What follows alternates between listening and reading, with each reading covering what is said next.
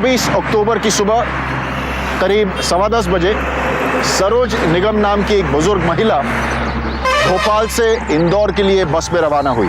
एक एनजीओ चलाने वाली सरोज निगम पिछले 7 साल से डायबिटीज की मरीज रह चुकी है और इससे इलाज पाने के लिए वो कई डॉक्टर्स से मिला करती। इस रोज भी सरोज निगम इसी सिलसिले में इंदौर एक डॉक्टर से मिलने गई थी, लेकिन सरोज निगम का यह सफर मंजिल तक नहीं बल्कि रहस्य की राहों में भटक कर रह गया।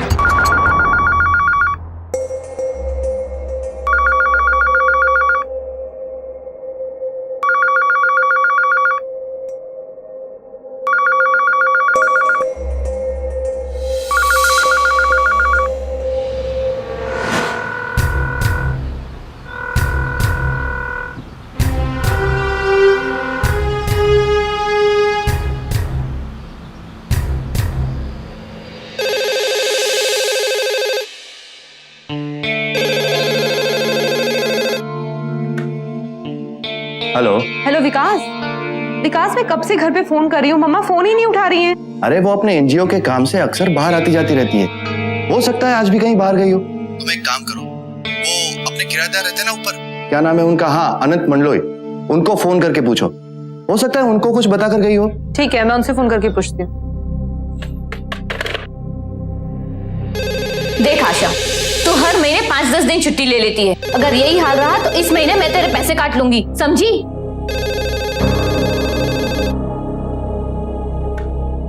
हेलो, नमस्ते भाई साहब, मैं काव्या बोल रही हूँ। हाँ जी। भाई साहब, दरअसल मुझे ना मम्मा के बारे में पूछना था। मैं कब से घर पे फोन लगा रही हूँ, वो फोन ही नहीं उठा रही है मेरा। वो सरोज आंटी, वो तो 2 दिन पहले इंदौर गई थी डायबिटीज के किसी स्पेशलिस्ट डॉक्टर को दिखाने, तब से वापस नहीं आई है वो। क्या? हाँ, शायद हरिद्वार चली गई होंगी। लेकिन नहीं भाई साहब, वो हमें बताए कभी कहीं नहीं जाती हैं। क्योंकि बोल तो रही थी उनका बड़ा मन कर रहा वहां जाने के लिए। वैसे इंदौर वाले किस डॉक्टर के पास गई थी वो मुझे नहीं पता, शायद डॉक्टर हरीश को पता होगा। ठीक है, मैं उनसे फोन करके पूछती हूँ। ओके।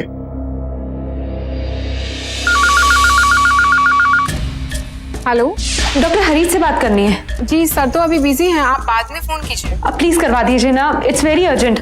देखिए, आप उनसे कहिए कि सरोज निगम की बहू काव्या निगम का फोन है दिल्ली से। ठीक है मैम, आप 1 मिनट होल्ड कीजिए। जी।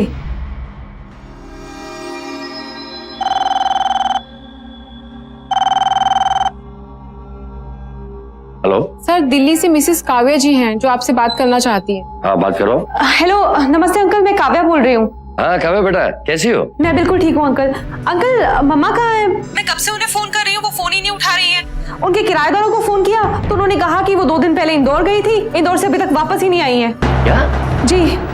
एक्चुअली मैं भी आज ही आया हूँ मुंबई से। 4 दिन का सेमिनार था ना। उन्होंने आपसे हरिद्वार जाने की कोई बात कही थी क्या?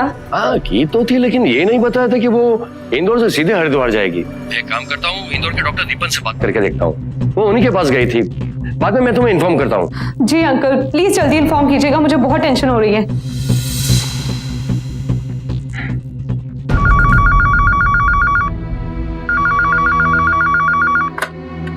हेलो। हेलो विकास, डॉक्टर अंकल का फोन आया था। वो बता रहे थे कि मम्मा 2 दिन पहले इंदौर गई थी डायबिटीज स्पेशलिस्ट को दिखाने के लिए, और तब से वो कहाँ गई कुछ पता नहीं है। मुझे बहुत घबराहट हो रही है, इसलिए मैं गौरव को साथ लेकर पहली फ्लाइट से भोपाल जा रही हूँ। ठीक है, मैं भी तुरंत छुट्टी लेकर आता हूँ। ओके।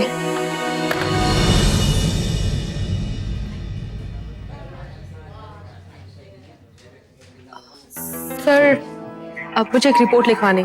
बैठिए। सर, दरअसल मैं, मेरे पति और मेरा बेटा, हम तीनों दिल्ली रहते हैं, और मेरी जो सासू माँ है वो इंदौर में रहती है।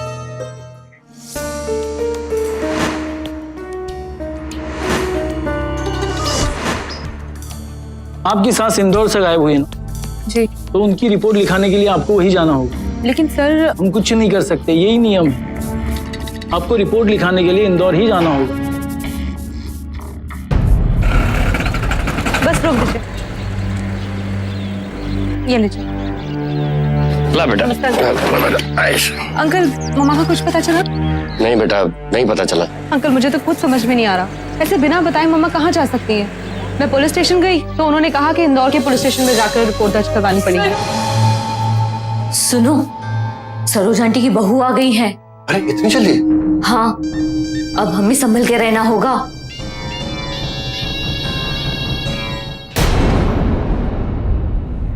जी, अगर फोन आए उनका कोई तो प्लीज बताइएगा। ओके। सब रिलेटिव्स के यहाँ फोन कर चुकी हूँ, लेकिन मम्मा किसी को कुछ नहीं बता कर गई। सरोज जी किसी और को बाहर जाने के बारे में बताया ना बताया, मुझे जरूर बता देती, लेकिन इस बार तो मुझे भी। मेम साहब, ये क्या है? ये बाहर बॉक्स में पड़ी थी।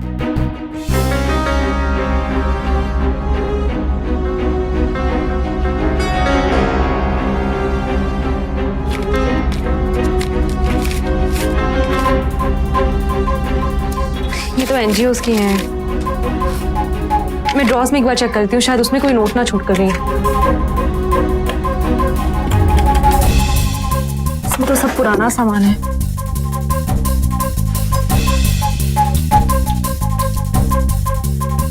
अंकल, ये दवाइयाँ मम्मा की है ना? हाँ, ये तो सारी की सारी सरोज जी की दवाई है। अगर लंबे टाइम के लिए बाहर जाती तो सारी दवाई अपने साथ लेकर जाती। अबे मुझे तो बहुत बड़ी गड़बड़ लग रही। मैं कल ही इंदौर पुलिस स्टेशन जाता हूँ, रिपोर्ट लिखवाता हूँ। सरोज निगम की गुमशुदगी उनकी बहू काव्या के लिए एक गुत्थी बन गई, एक ऐसी उलझी हुई गुत्थी जिसके सवालों का गांठ साफ नजर आ रहा था। मसलन अगर सरोज निगम इंदौर डॉक्टर से मिलने गई तो फिर वो वापस क्यों नहीं आई?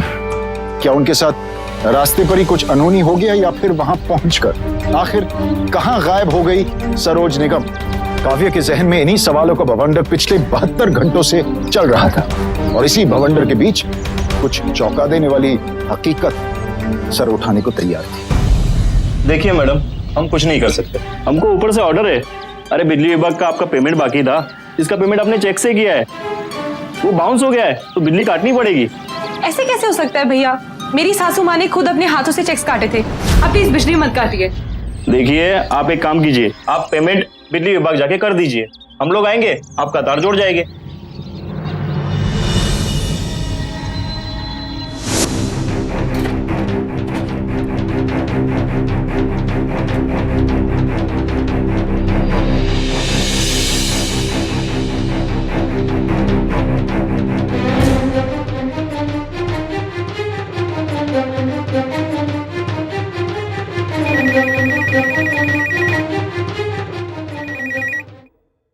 हेलो काव्या, मम्मा का कुछ पता चला? नहीं विकास, अभी तक कुछ पता नहीं चल पाया। आप कब आ रहे हैं? काव्या, मैं भोपाल आने के लिए लेकर ही रहा था, लेकिन क्या? मेरा एक्सीडेंट हो गया। क्या?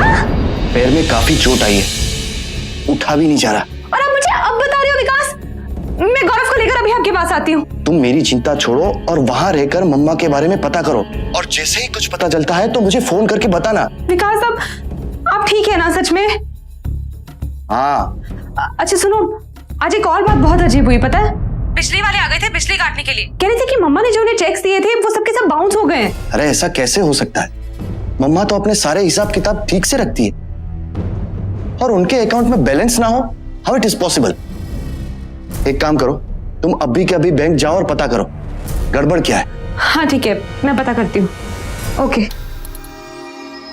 मैडम, सरोज जी के अकाउंट से 4 दिन पहले सारे पैसे सदासुख चैरिटेबल ट्रस्ट को ट्रांसफर कर दिए हैं।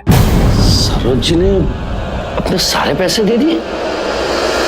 अंकल, शायद इन चैरिटी वालों से हमें पता लग सके कि मम्मा कहाँ है। आप प्लीज इस चैरिटी के अकाउंट डिटेल्स हमें दे सकते हैं? जी, आप उनका अकाउंट नंबर ले लीजिए। इंडियन नेशनल बैंक में इनका अकाउंट है, वहां से आपको इस संस्था का एड्रेस भी मिल जाएगा। आप प्लीज नंबर बता दीजिए। 1957231921। जब काव्य को बैंक के जरिए पता चला कि उसकी सास सरोज ने अपनी सारी जमा पूंजी एक चैरिटी के नाम कर दी, तो उसके पैरों तले जमीन खिसक गई। ये बात और भी चौंकाने वाली इसलिए थी क्योंकि सरोज निगम ने इतना बड़ा फैसला बगैर अपने परिवार से सलाह मशवरा किए कर लिया। जाहिर है इस तरह का फैसला आपको सतर्क होने का संकेत देता है, सावधान करता है कि इतना बड़ा फैसला गुप्त तरीके से नहीं बल्कि अपने पूरे परिवार के साथ सलाह मशवरा करके ही लेना चाहिए। अपनी सास को ढूंढ रही काव्या भी इसी बात को लेकर और भी उलझ गई थी, और इसी उलझन में काव्या ने सच्चाई का सीरा टटोलना शुरू कर लिया। काव्या ये जानना चाहती थी कि आखिर वो कौन सी समाज सेवी संस्था है जिसे उसकी सास ने अपनी जिंदगी भर की कमाई सौंप दी। लिहाजा वो डॉक्टर हरीश के साथ इंडियन नेशनल बैंक पहुंची और वहां से उस संस्था का एड्रेस लिया। जी, इस चैरिटी का जो एड्रेस हमारे रिकॉर्ड में है वो है जहांगीराबाद, वार्ड नंबर 13 और हाउस नंबर 34।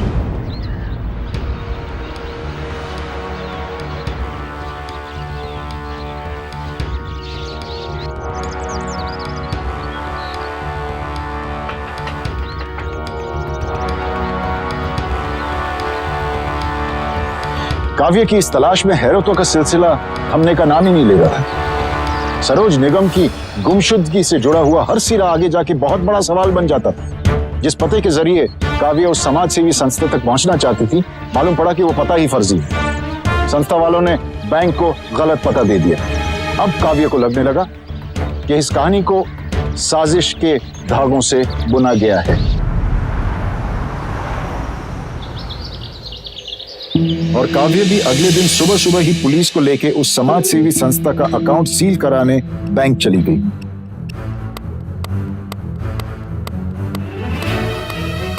लेकिन इसका कोई फायदा नहीं हुआ क्योंकि उस संस्था के अकाउंट से सारे पैसे निकाल लिए गए थे। पुलिस को पता चला कि उस बैंक के एक काफी पुराने ग्राहक नारायण तोमर उस समाज सेवी संस्था के अकाउंट में इंट्रोड्यूसर बने थे। पुलिस ने तुरंत उन्हें पूछताछ के लिए थाने बुला लिया। जी साहब जी, मैं ही नारायण पवार हूँ। मैंने ही इंट्रोड्यूस किया था उस अस्पताल को अकाउंट खुलवाने को। आप जानते थे उन्हें? मैं जानता नहीं था साहब जी। एक लेडी थी, अब कौन थी पता नहीं। आप जानते नहीं थे उसे और आपने साइन कर दिया? साहब जी, चैरिटी के लिए अकाउंट खुलवाना था, इसलिए मना नहीं कर सका। आप उनका कुछ हुलिया बता सकते हैं? कोई एक आधा हिंट कि वो कैसी दिखती थी या कुछ भी? हाँ साहब जी, 35-36 साल की उम्र होगी, रंग गेहूं था, 5 फुट के आसपास होंगी और चोटी बांधती थी साहब जी। हाँ, यही हुलिया था। बैंक में नया खाता खोलने के लिए कई शर्तें होती हैं। इनमें से एक शर्त यह भी होता है कि नया खाता खोलने वाले को एक इंट्रोड्यूसर की जरूरत होती है। इंट्रोड्यूसर वो होता है जिसका पहले से ही उसी बैंक में खाता हो। ऐसे में अगर नए अकाउंट होल्डर ने कोई भी ऐसा ट्रांजैक्शन कर लिया जिसकी वजह से संदेह पैदा हो, तो सबसे पहला हाथ उस इंट्रोड्यूसर के गिरेबान पर पड़ता है। दोस्तों, एक प्रसिद्ध अंग्रेजी अखबार के मुताबिक हर साल बैंक से जुड़े हुए धोखाधड़ी के लगभग 3000 केसेस दर्ज होते हैं, यानी कि हर रोज 8 केसेस।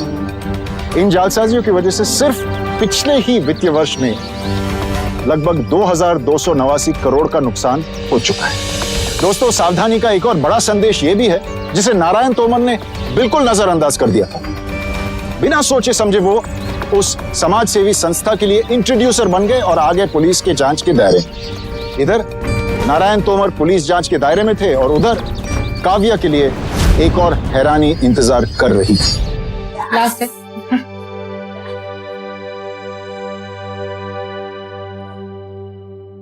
सच कहूं, दूसरों की खुशी में ही खुद को खुशी मिलती है, इसीलिए मैंने एनजीओ शुरू किया। लेकिन मम्मा, आप सारा दिन इतनी भागदौड़ करते हैं, उसके लिए फिट रहना भी तो जरूरी है ना। इसीलिए मैं अपना पूरा ख्याल रखती हूँ। टाइम पर खाना, सोना, दवाई, योगा सब करती हूँ। वो सब तो ठीक है, लेकिन इंसुलिन का इंजेक्शन भी ना अब आपको खुद को लेना सीखना चाहिए। और मैं भी परसों दिल्ली जा रही हूँ, ऐसे में अगर कोई प्रॉब्लम हो गई तो। अरे भैया, सारे काम करवा लो, मैं कर लूंगी, बस ये इंजेक्शन खुद से लगाना ये मुझसे नहीं होगा। बेटा, बहुत दर्द होता है।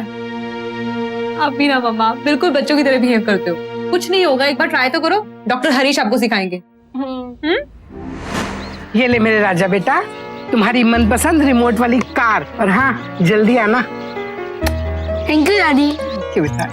अच्छा मम्मा, हम लोग चलते हैं। जी, अपना ख्याल रखिएगा। ओके। अरे तुम मेरी फिक्र मत कर, आराम से जाना। हाँ, जाते ही मुझे फोन जरूर करना। ठीक है? ठीक है मामा। जी तेरे बेटा, खुश रहो, जल्दी आना। हाँ, चले। से बाय टू दादी। Bye bye. हाँ बेटा, तुम दिल्ली ठीक से पहुंच गए ना? हाँ मम्मा, हम लोग यहाँ बिल्कुल ठीक ठाक पहुँच गए हैं और विकास तो लद्दाख के लिए भी निकल गए हैं। अरे ये तो बहुत ही अच्छा हुआ। हाँ बेटा, तुम अपनी अंगूठी बाथरूम में भूल गई थी। आशा को मिली थी, मैं उसे तिजोरी में संभाल कर रख रही हूँ। अगली बार जब आओ तो याद से ले लेना। हाँ अच्छा कोई बात नहीं, लेकिन मम्मा आप भी ना अपने सारे जेवर बैंक में रखवाया कीजिए, वहां पर सेफ रहेंगे। अरे बेटा, बैंक में भी डकैती हो जाया करती है, अब जाने होंगे ना तो वैसे ही चले जाएंगे। हाँ मम्मा, लेकिन बैंक में सिक्योरिटी ज्यादा रहती है।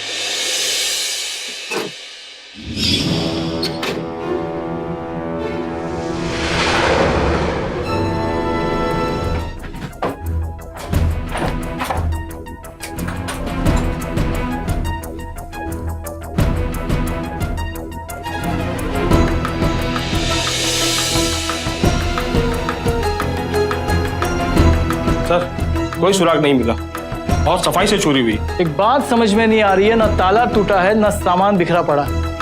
ये किसी जान पहचान वाले का ही काम।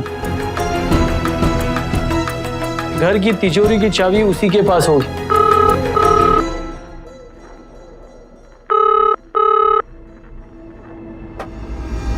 हेलो काव्या बेटा, हेलो मम्मा। मम्मा मम्मा कैसे हो, कहाँ हो? मैं जहाँ भी हूँ बिल्कुल ठीक हूँ, तुम मेरी चिंता मत करो बेटा। मम्मा आप प्लीज घर वापस जल्दी आ जाइए, हम सब लोग आपके लिए कितना परेशान हो रहे हैं। घर नहीं आ सकती, मैंने सन्यासी जीवन जीने का निर्णय कर लिया है। मैंने अपना सब कुछ, रुपया, पैसा, गहना, जेवर, सब कुछ तिजोरी से निकालकर दान कर दिया है। लेकिन मम्मा, हेलो सरोज जी का फोन था जी, और वो कह रही थी कि उन्होंने अपने सारे पैसे, सारे जेवर दान में दे दिए हैं और सन्यासी जीवन जीने का फैसला किया है। लेकिन वो कोई भी फैसला लेने से पहले मुझे बताती थी, और फिर मुझे नहीं लगता कि वो सन्यासी जीवन जिए। अंकल बिल्कुल ठीक कह रहे हैं, उन्होंने मुझे भी इस बारे में कुछ नहीं बताया। देखिए मैडम, सरोज जी ने खुद फोन करके कहा है कि सारी चीज उन्होंने दान कर दी है, तो फिर आपके मन में कोई शक होनी ही नहीं चाहिए। आपकी उनसे बात हो गई ना, अब जब वो घर आ जाए तो हमें इत्तला कर देना। चलो हरदा चलो।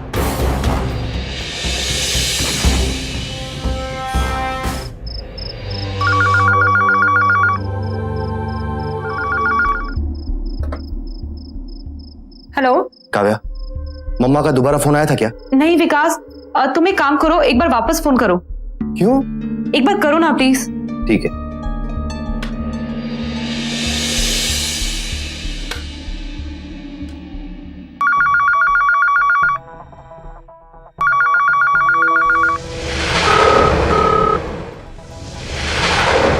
हेलो विकास, विकास मम्मा भोपाल में ही हैं।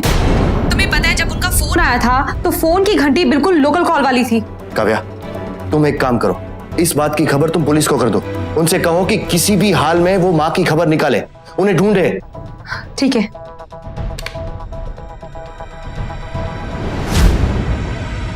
हो सकता है आप सही बोल रही हो, आपकी सास ने यहीं से फोन किया हो, लेकिन अगर उन्होंने यहीं से फोन किया है तो फिर वो आपके पास आ क्यों नहीं रही?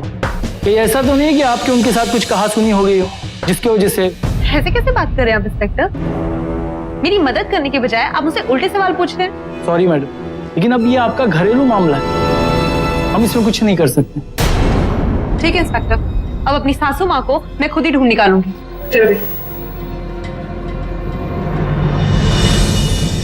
अपनी लापता सास को तलाशने में उलझी हुई काव्य को इस फोन कॉल ने झंझोड़ कर रख दिया। जिस सास को काव्य शिद्दत से ढूंढ रही थी, उसी ने फोन पर यह कहकर मुसीबत और भी बढ़ा दी कि वो सन्यासिन बनने जा रही है। अब इस स्थिति में पुलिस ने भी इजाफा कर दिया कि वो घरेलू मामले में दखल नहीं देंगे। काव्य इस तलाश में बिल्कुल अकेली हो गई, कानून का भी साथ छूट गया। अब काव्य के पास अपनी तलाश को अंजाम तक पहुंचाने का एक ही रास्ता बचा और उसने यही चुना। टिकट टिकट टिकट बोलो, टिकट टिकट बोलो। 2 इंदौर देना भैया। भैया आपने 24 तारीख को किसी 60 साल की आसपास की उम्र की औरत को भोपाल से इंदौर जाने का टिकट दिया था।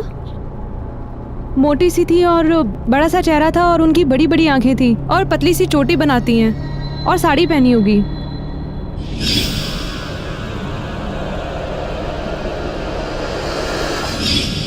हाँ, जैसा आप बता रही है वैसी एक महिला बैठी थी बस में, वो इंदौर जाके बेहोश हो गई थी स्टेशन पर। क्या? हाँ, कुछ लोगों ने उनकी मदद भी करी थी, उनको अस्पताल ले गए थे शायद वो। कौन से अस्पताल लेकर गए थे? अब ये तो नहीं पता कहाँ ले गए थे वो लोग।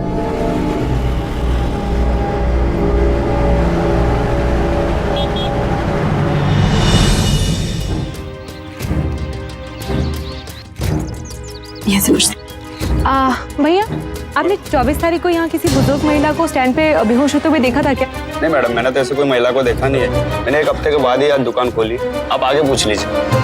मम्मा, मुझे मूंगफली चाहिए। भैया 5 रुपए की मूंगफली दीजिए। जी। भैया, आपने 24 तारीख को यहाँ किसी बुजुर्ग महिला को बेहोश होते हुए देखा था क्या? हाँ जी, एक आदमी और एक औरत उन्हें अस्पताल ले जाने की बात कर रहे थे। कौन से अस्पताल? यहीं बाजू में 5 मिनट की दूरी में एक अस्पताल है, सिटी अस्पताल, वहाँ पे ले गए होंगे। शायद आप वहाँ जाके पता कर लीजिए। इसी रोड पे सीधा सीधा ना? जी, सीधा सीधा। ठीक है, थैंक यू। चलो बेटा, जल्दी चलो।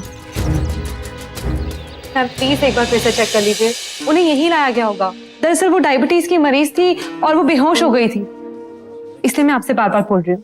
प्लीज। मैडम, मैं ऑलरेडी 2 बार चेक कर चुकी हूँ। उस दिन 60-65 साल की औरत की कोई एंट्री हुई नहीं है, और वैसे भी 24 तारीख को इस तरह का कोई केस आया ही नहीं था हॉस्पिटल में।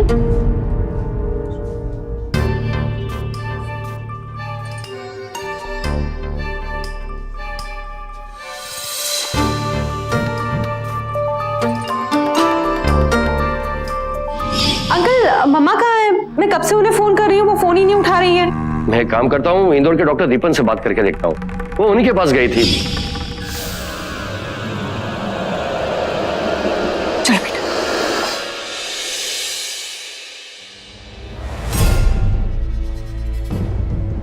हाँ, वैसे सरोज निगम आई तो थी यहाँ पे 24 अक्टूबर 12 बजे, और वो एकदम ठीक थी। क्या 11:30 मम्मा बेहोश थी और 12 बजे ठीक? ये कैसे हो सकता है? क्या वो आपकी माँ थी? जी, वो मेरी सासू माँ थी। क्यों, क्या हुआ? उनकी उम्र तो 38-40 साल की ही लग रही थी। 38-40 साल? एक मिनट, उनका फोटो है मेरे पास, आप जरा देख के बताइए कि वही है क्या? ये देखिए, यही थी क्या? नहीं नहीं, ये वो औरत नहीं है। वो औरत इतनी बूढ़ी नहीं थी। उसने तो जूड़ा बनाया हुआ था और बड़ा सा चश्मा पहना हुआ था। हाथ में एक पर्स भी था छोटा सा। ऐसी नहीं थी, और आगे से थोड़े बाल भी सफेद थे उसके। मैं यहाँ से एक फोन कर सकती हूँ प्लीज? या श्योर।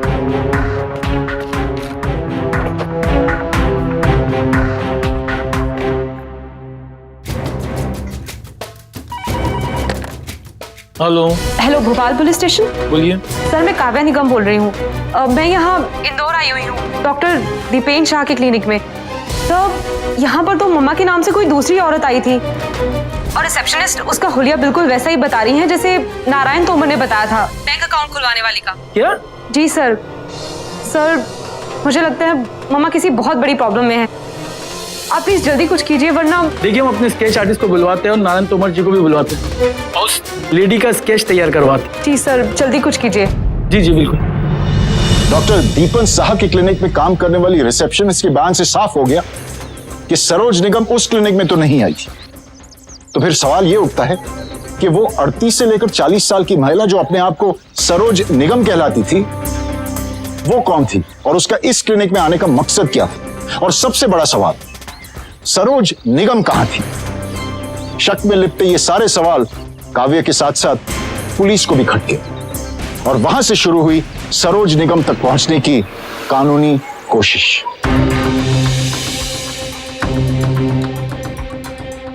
हाँ हाँ, ये लेडी बिल्कुल वैसे ही दिखती है। बताना। हाँ। काव्या जी, देखना क्या आपसे पहचानती है? ये तो हमारी किराएदार है, रेखा। क्या? ये स्केच इंदौर पुलिस को देना और कहो कि डॉक्टर दीपन के रिसेप्शनिस्ट को दिखाए, और वो जो कुछ भी बोले तुरंत हमें बताए। सर। और तुम लोग मेरे साथ चलो, लेडी कांस्टेबल के साथ। यस सर, चलिए। हाँ साहब जी, यही है वो औरत।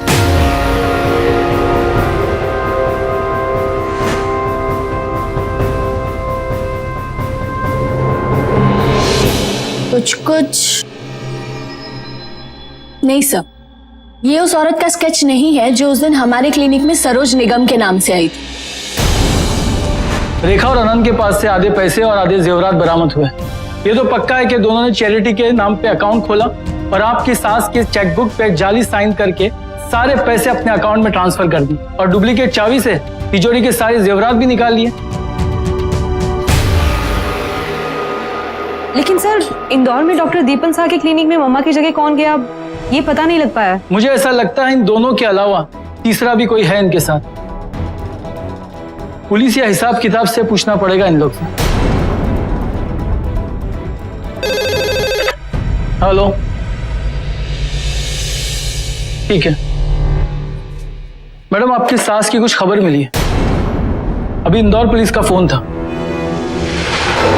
और शिनाख्त करने के लिए आपको इंदौर जाना पड़ेगा।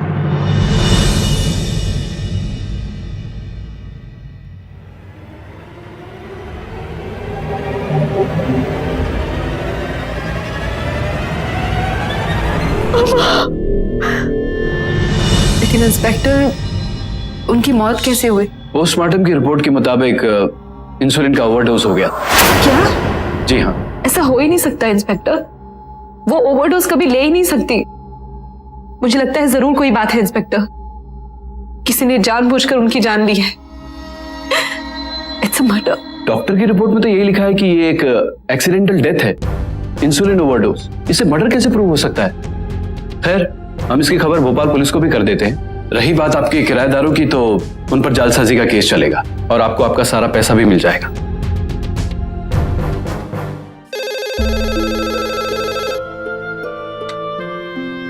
हेलो। हेलो विकास। हाँ काव्या। विकास, मम्मा नहीं रही। विकास, हाँ हाँ, हॉस्पिटल में उनकी बॉडी मिली है। मैं आ रहा हूँ काव्या। मैं डॉक्टर के पास जा रही हूँ, जिन्होंने मम्मा को आखिरी बार देखा था। जी हाँ, आपकी सास ने इंसुलिन का ओवरडोज ही लिया था। मेरा विश्वास कीजिए डॉक्टर, मम्मी से इतनी बड़ी गलती कभी कर ही नहीं सकती। मुझे पूरा यकीन है उनका मर्डर हुआ है। डॉक्टर, उनकी कंडीशन को देखकर आपको कुछ भी अजीब नहीं लगा? कुछ ऐसा लगा जिससे पता चले कि... हाँ, एक बात तो अजीब लगी थी। जब आपकी सास इंदौर बस अड्डे के पास बेहोश हुई थी, तो वो लोग उन्हें यहाँ इतनी दूर लेकर क्यों आए?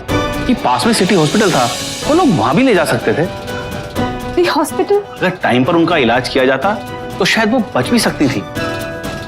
इसका मतलब जो लोग उन्हें यहाँ लेकर आए थे वो चाहते ही नहीं थे कि वो बचे। It may be possible. Doctor, आप मुझे उनके बारे में कुछ इन्फॉर्मेशन दे सकते हैं? नर्स, वो आदमी और औरत दोनों बिना इन्फॉर्मेशन दिए ही चले गए। आदमी और एक औरत? कहीं वो हमारे किराएदार अनंत और रेखा तो नहीं? कैसे दिखते थे कुछ? वो तो ठीक से मुझे याद नहीं। Thank you doctor. Saroj Nigam की तलाश उनकी मौत पर आकर थमी, लेकिन रहस्य के सफर का अंत अभी तक नहीं हुआ था। काव्या समझ गई थी कि उसकी सास की सांसें यूं ही नहीं थमी, बल्कि उनकी हत्या की गई। और इस संगीन गुनाह से जुड़े हुए कुछ किरदार काव्य की निगाहों के सामने तैरने लगे। एक आदमी और एक औरत तो थे ही मैडम। वो आदमी ने आपकी माताजी को गाड़ी के पीछे वाली सीट में बिठाया, वो औरत भी पीछे वाली सीट में बैठी और वो खुद आगे वाली सीट में बैठे और गाड़ी लेके निकल गए। यानी अनंत और रेखा। मूंगफली बेचने वाले और डॉक्टर दीपन की रिसेप्शनिस्ट से पूछताछ के बाद काव्य को अब पूरा यकीन होने लगा कि उसकी सास सरोज निगम की मौत के जिम्मेदार अनंत और रेखा ही हैं। लेकिन जब मूंगफली वाला और डॉक्टर अनिल ने काव्य को उस इंसान का हुलिया बताया जो सरोज निगम को अस्पताल लेकर गया था, तो काव्य के पैरों तले जमीन खिसकी, क्योंकि ये इंसान वो था जिसके बारे में काव्य के लिए ऐसा सोचना भी असंभव था। डॉक्टर, आपको हमारे साथ चलना होगा, आपके खिलाफ वारंट है। देखिए, आपको कोई गलतफहमी हुई। थाने चलिए, आपकी सारी गलतफहमियां दूर हो जाएंगी। चलिए।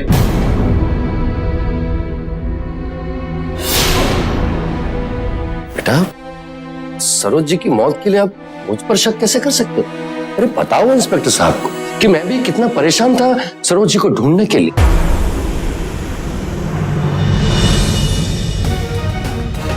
हाँ जी, यही आदमी थे।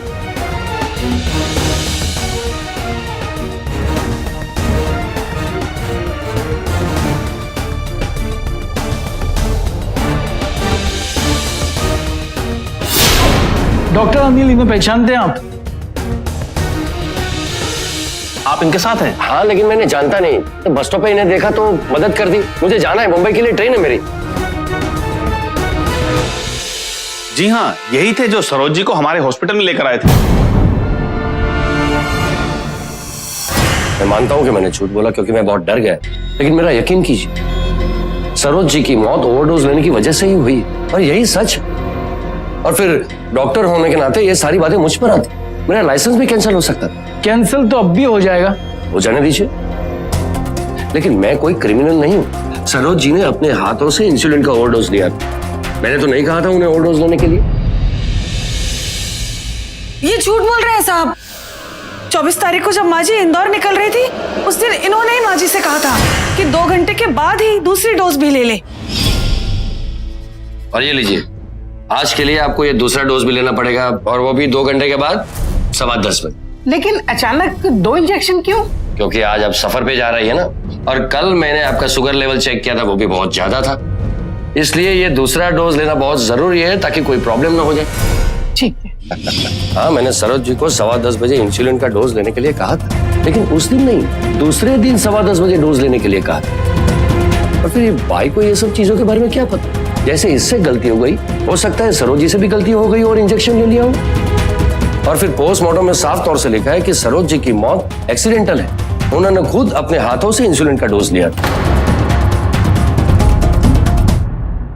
इंस्पेक्टर, अगर आपकी तहकीकात खत्म हो गई हो तो मैं जाना चाहूंगा। ठीक। सरोज की मौत से जुड़ी जो दलील सामने आई, उसके मुताबिक उनकी मौत इंसुलिन के ओवरडोज से हुई थी। लेकिन यह कैसा मुमकिन है कि एक डायबिटीज का मरीज अपनी ही दवा को एक जहर की तरह इस्तेमाल कर ले, वो भी तब जब ढूंढने पे भी कोई कारण नजर नहीं आए। आप लोग अच्छे से जानते हैं कि डॉक्टर हरीश ने ही मम्मा को मारा है। देखिए, आपके ऊपर चोरी के जितने भी इल्जाम हैं, मैं सब वापस ले लूंगी। मुझे सिर्फ मम्मा के हत्यारे को पकड़वाना है। आपके आगे हाथ जोड़कर विनती करती हूँ, प्लीज पुलिस के सामने सच बोल दीजिए। काव्या, ये लोग क्रिमिनल्स हैं और इन लोगों में इमोशंस की कोई कदर ही नहीं होती। इंस्पेक्टर, मैं आपसे आउट ऑफ वे जाके सपोर्ट मांग रहा हूं। प्लीज प्लीज आप इन लोगों से अच्छी तरह से पूछताछ कीजिए। तोड़ शेखर, इसको तोड़। जब तक ये सच ना बताए, इस पे तोड़ते रहे इसको। और अगर नहीं बताए तो सरोज का मर्डर केस इन दोनों पे डालेंगे। मैं आपको सब सच बताती हूँ। सरोज आंटी को डॉक्टर हरीश ने मारा है। ये सब उन्हीं का प्लान था। सब उसने बोला था कि हम लोगों को कुछ भी नहीं होगा, इसलिए हम लोग अभी तक चुप रहे साहब।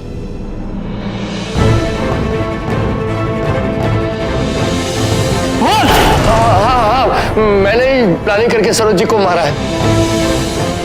मैंने ही मारा है। मैं जानता था कि सरोज जी को दूसरों को मदद करना बहुत अच्छा लगता है। उसी बात का मैंने फायदा उठाया और उनको एक एनजीओ खोलने की सलाह दी, और फिर लोगों को मदद करने के बहाने पैसों का गफला करना शुरू किया। लेकिन इन छोटे मोटे गफलों से उनको शायद शक हो सकता था, इसलिए मैंने एक लंबा हाथ मारने की सोची। मैंने एक प्लान बनाया। अनंत और रेखा को मैं पहले से जानता था। दोनों को मैंने सरोज जी के घर पे किराए पे रखवाया। सरोज जी, ये है अनंत। नमस्ते। और ये है उनकी पत्नी रेखा। नमस्ते आंटी। 6 महीने पहले ही दोनों शहर में।